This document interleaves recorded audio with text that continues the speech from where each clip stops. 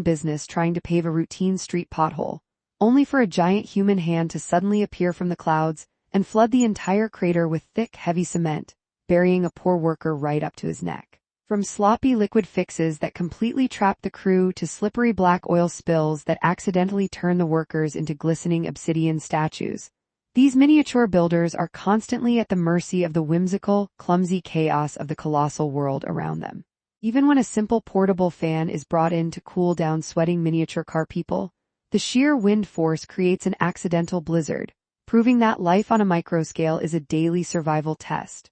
The struggles continue as another tiny crew attempts to repair damaged stone steps leading up a hillside trail, only to have their meager mortar work thrown off balance. Just as they try to stabilize the path for passing miniature pedestrians, a giant hand dumps a literal mountain of colorful plastic building blocks right on top of them, burying the workers under a colorful avalanche of plastic bricks. Elsewhere in the miniature neighborhood, two small villagers try to water a dry, cracked patch of earth where a single green sprout is struggling to survive. Waiting patiently for a tiny watering can take too long, so a giant hand intervenes by pouring an entire cup of water from above, creating a sudden mudslide that completely flattens and chokes the fragile plant, leaving the little gardeners in total despair. Shifting scenes to a completely different domain, we enter a quiet, seemingly ordinary high school classroom filled with everyday students. Sitting in the back is a mysterious, antisocial student clad in a heavy black hoodie and a face mask, completely ignored by his peers, especially an obnoxious gold chain-wearing bully who spends his time mocking others. When the stern, bespectacled teacher notices the hidden student, she sharply commands him to take off his hood and mask. The classroom falls into absolute silence as he slowly complies. He removes the hood to reveal stunning, glowing silver hair, sharp features, and piercing blue eyes, instantly blinding the room with a flash of supernatural light and leaving both students and the teacher gasping in pure shock and admiration. Moving out to the vibrant city streets, the narrative exposes a notoriously lazy street food vendor operating an unsanitary food cart.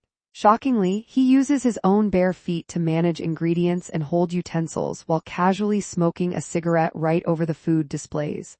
Unbeknownst to him, a sharp-eyed schoolboy hiding nearby records the entire disgusting hygienic violation on his smartphone. Shortly after, a little girl buys a bag of the food, takes it home, and falls violently ill with severe stomach cramps, leaving her family frantic and heartbroken.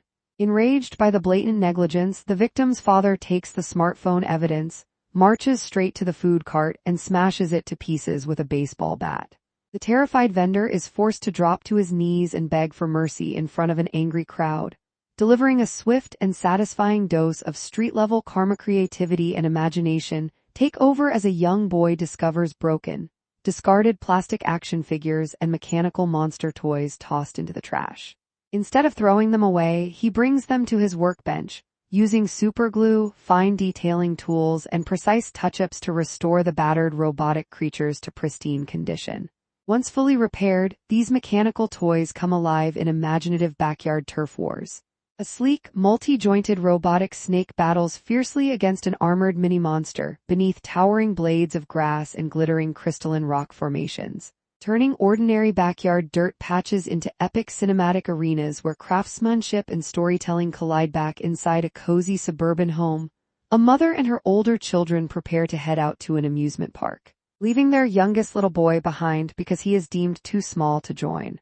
The little boy cries bitterly at the door as the family car drives away.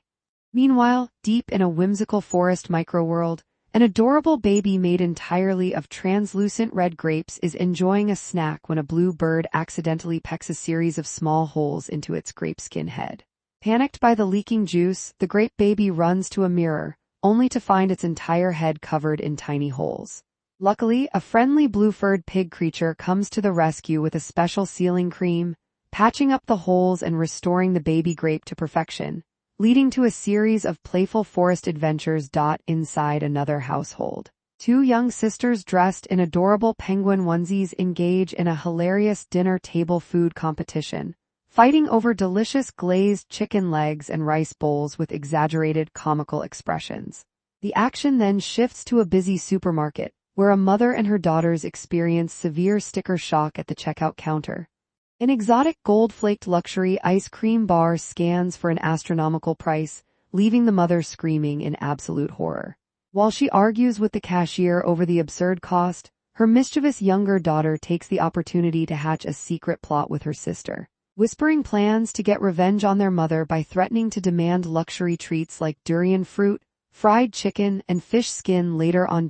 In a quiet rural courtyard, an elderly grandmother and her young grandson rush to harvest ripe red tomatoes from their garden as dark storm clouds gather overhead, warning that heavy rain is approaching. Anticipating the downpour, the smart little boy lines up colorful plastic basins across the yard to catch the rainwater, which will later be used for gardening chores. The narrative then shifts back to school, where a strict teacher announces an upcoming school anniversary dance recital, making participation mandatory for all students. A shy, bespectacled girl pleads to be excused, but the unforgiving teacher forces her onto the stage. During the performance, the poor girl trips and panics, completely ruining the routine and drawing cruel laughter from her classmates.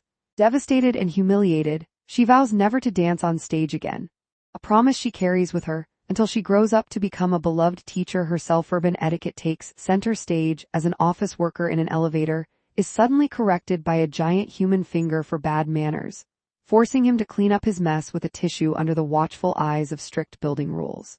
Outdoors, a man tossing a cigarette butt from a balcony is similarly reprimanded by a colossal hand, teaching him a terrifying lesson about public littering. Inside a modern home, a boy watches in fascination as a smart robotic vacuum cleaner casually rolls over a spilled bowl of cereal, effortlessly sucking up the mess. Encouraged by its efficiency, the boy feeds the vacuum an escalating collection of heavy metal junk items from the closet.